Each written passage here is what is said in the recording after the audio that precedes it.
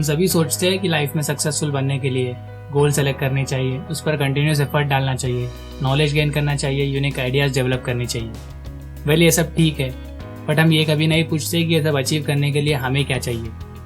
क्यों गोल्स पर काम करते समय हम लेजी फील करते हैं? क्यों हम फोकस नहीं रह पाते? क्यों हम कंफ्यूज और स्टक हो जाते हैं? क्यों हमें रिजल्ट दिखाई नहीं देते? क्यों हम क्विट कर देते हैं? इसका आंसर सिंपल है। सक्सेस किसी भी एक फैक्टर पर डिपेंड नहीं करती। बहुत सारे फैक्टर्स हैं जो हमारी सक्सेस को डायरेक्टली अफेक्ट करते हैं। आज हम डिस्कस करेंगे 3 ऐसे बेसिक और इम्पोर्टेंट फैक्टर्स के बारे में जो हमारी सक्सेस को डायरेक्टली अफेक्ट करते हैं। रूल नंबर 1 है हेल्थ। हेल्थ हमारी लाइफ का एक बहुत ही इंपॉर्टेंट फैक्टर है। हेल्थ एंड सक्सेस के बीच में एक बहुत बड़ा कनेक्शन है। लाइफ में सक्सेसफुल बनने के लिए सबसे पहले और बेसिक स्टेप है कि हम एक हेल्दी बॉडी मेंटेन करें, बिकॉज एक हेल्दी बॉडी हमें एनर्जी प्रोवाइड करती है अपने गोल्स को अचीव करने के लिए। कई बार गोल्स पर काम करते समय हम लेज़ी फील करते हैं बिकॉज हमारे एनर्जी लेवल्स लो होते हैं। हम काम पर ठीक से फोकस नहीं कर पाते बिकॉज हमारी बॉडी को time to time hormones release करने होते हैं। अगर हमारी body time to time hormones release नहीं करती है देन स्ट्रेस, लेजीनेस, डिप्रेशन, कई सारे हेल्थ इश्यूज क्रिएट होंगे। रेगुलर एक्सरसाइज या कोई भी physical activity body and mind को हेल्दी रखने में हेल्प करता है। फिजिकल एक्टिविटी इमिडिएटली हमारी बॉडी में फील गुड हार्मोन्स रिलीज करते हैं, जैसे एंडोर्फिन, सेरोटोनिन एंड डोपामिन, जो हमारा concentration, motivation, memory and energy level को इम्प्रूव करता है। ये हार्मोन्स स्ट्रेस को रिड्यूस करते हैं और मूड को इम्प्रूव करते हैं। जो लोग रेगुलर एक्सरसाइज करते हैं वो ज़्यादा फोकस और एनर्जेटिक फील करते हैं। इसलिए बॉडी और माइंड को हेल्दी रखने के लिए रेगुलर एक्सरसाइज या कोई भी फिजिकल एक्टिविटी जैसे रनिंग, साइकिलिंग, जिसमें आपका इंटरेस्ट है, परफॉर्म करिए और हेल्दी डाइट फॉलो करें ताकि आपकी बॉडी एंड माइंड हेल्दी रहे और आप अपने गोल्स पर 100% एफर्ट डाल सके।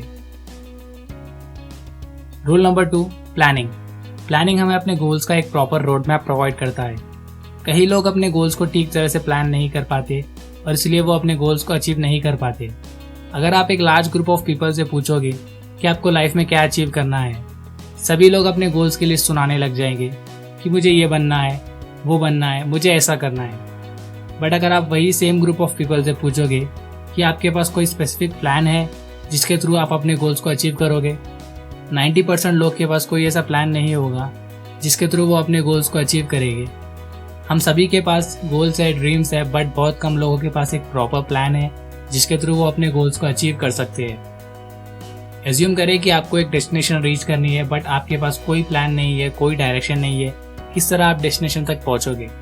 आप सिर्फ अपनी कार में बैठकर इधर उधर घूम रहे हैं और उम्मीद कर रहे हैं कि आप एक दिन डेस्टिनेशन तक ज़रूर पहुंचोगे। क्या आप डेस्टिनेशन तक पहुंच पाओगे बिना किसी रोड मैप या डायरेक्शन के बिना? बहुत सारे लोग यही गलती करते हैं और वो खुद को प्रॉपर डायरेक्शन नहीं दे पाते और कंफ्यूज हो जाते हैं या फिर अपना टाइम वेस्ट कर रहे होते। सो इस प्रॉब्लम को फिक्स करने का फर्स्ट स्टेप है कि आप एक पेन पेपर ले और खुद से क्वेश्चनिंग करें। मुझे लाइफ में कौन सा गोल अचीव करना है? मुझे अपने गोल को अचीव करने के लिए क्या चाहिए? मुझे कौन सी स्किल और हैबिट को डेवलप करना होगा इस गोल को अचीव करने के लिए? आप खुद से क्वेश्चनिंग करोगे देन आपको आंसर्स मिलेंगे और एक डायरेक्शन भी। तब आपको पता चलेगा कि आपको क्या करना है और क्या नहीं। जैसे ही आपका एक गोल डिसाइड हो जाए उसको short term, mid term, long term goal में डिवाइड कर ले। नाउ इट्स टाइम कि आप अपने डेली टास्क को गोल्स के अकॉर्डिंग ऑर्गेनाइज कर ले और एक टू डू लिस्ट बना ले जिसमें आपके सभी इंपॉर्टेंट टास्क हो ताकि आप काम पर फोकस रहे और कंफ्यूज ना हो। आप अपने डेली टास्क को कंप्लीट करने के लिए स्पेसिफिक टाइम लिमिट सेट कर सकते हैं ताकि आपके काम में एक अर्जेंसी क्रिएट हो। अब आपके पास एक क्लियर डायरेक्शन है कि आपको लाइफ में क्या करना है और क्या नहीं अपने गोल्स को अचीव करने के लिए। ये टोटली आपके हाथ में है कि आप इसको किस तरह फॉलो करते हैं और अपने गोल्स को अचीव करते हैं।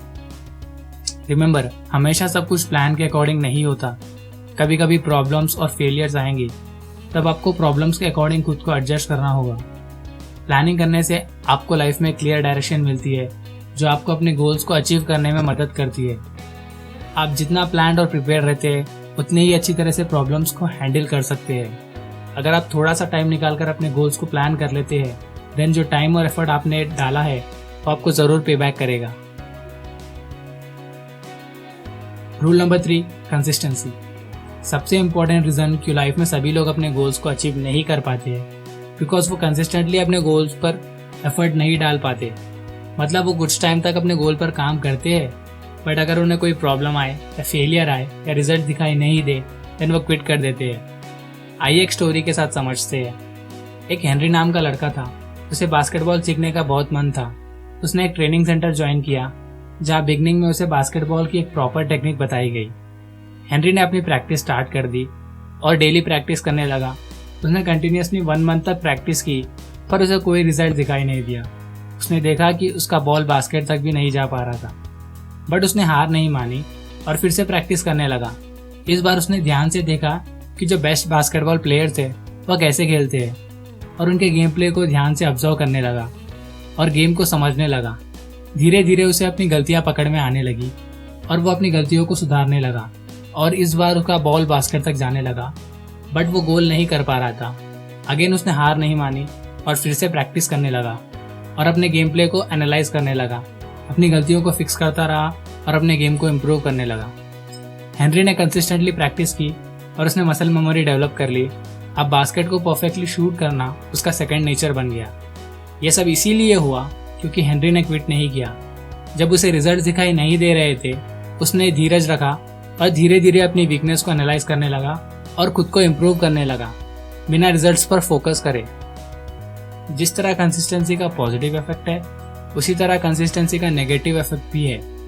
एज्यूम करें कि आपको जंक फूड बहुत पसंद है और आप रेगुलरली जंक फूड खाने लगे। आपको 1 वीक, 1 मंथ या 2 मंथ्स में कोई भी डिफरेंस दिखाई नहीं देगा, बट अगर आप कंसिस्टेंटली 1 ईयर तक जंक फूड खाने लग जाएंगे देन डेफिनेटली आपको एक बहुत बड़ा डिफरेंस दिखाई देगा। आपको कई सारे हेल्थ इश्यूज क्रिएट होंगे। फाइनली आपको अपने डेली कंसिस्टेंट एफर्ट का रिजल्ट दिखाई देगा। सक्सेसफुल बनने के लिए हमें कंसिस्टेंट बनना ज़रूरी है। किसी भी फील्ड में कंसिस्टेंट बनने के लिए सबसे इम्पॉर्टेंट है कि हम अपने काम पर फोकस करें और अपने एफर्ट्स को इम्प्रूव करते रहें, क्योंकि रिजल्ट्स हमारे हाथ में नहीं है। अगर आप रिजल्ट से बन जाओगे देन आप काम पर फोकस नहीं कर पाओगे।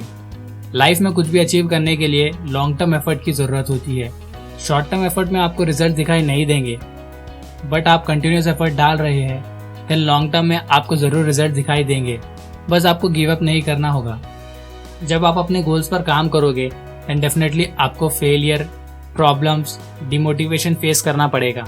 कई बार आपके मन में डाउट्स क्रिएट होंगे कि मैं डेस्टिनेशन तक पहुंच पाऊंगा या नहीं। कुछ दिन ऐसे भी आएंगे जब आप अपने गोल्स को लेकर कंफ्यूज हो जाओगे, सब कुछ इम्पॉसिबल लगने लगेगा, आपकी हिम्मत टूटने लगेगी। अगर आप ये सोच रहे हैं कि मैं हमेशा मोटिवेटेड रहूँगा और अपने गोल्स पर काम करता रहूँगा देन आप गलत हो। कई बार आपके सामने ऐसी प्रॉब्लम्स, फेलियर्स आएगी जब आपको लगेगा कि अब सब कुछ खत्म हो गया, बट आपको पेशेंस रखना होगा और धीरे धीरे अपने गोल पर फिर से एफर्ट डालना होगा। जब भी आपकी लाइफ में कोई बड़ी प्रॉब्लम या फेलियर आए, जब आपकी हिम्मत टूटने लगे, कुछ टाइम के लिए चीज़ों को ऑब्जर्व करिए, समझे और अपनी गलतियों को इम्प्रूव करें। किसी भी फील्ड में कंसिस्टेंट बनने के लिए आपको लाइफ में बैलेंस मेंटेन करना पड़ेगा, तभी आप कंसिस्टेंट बन पाओगे। आज के वीडियो के लिए इतना ही, फिर मिलते हैं किसी और वीडियो में।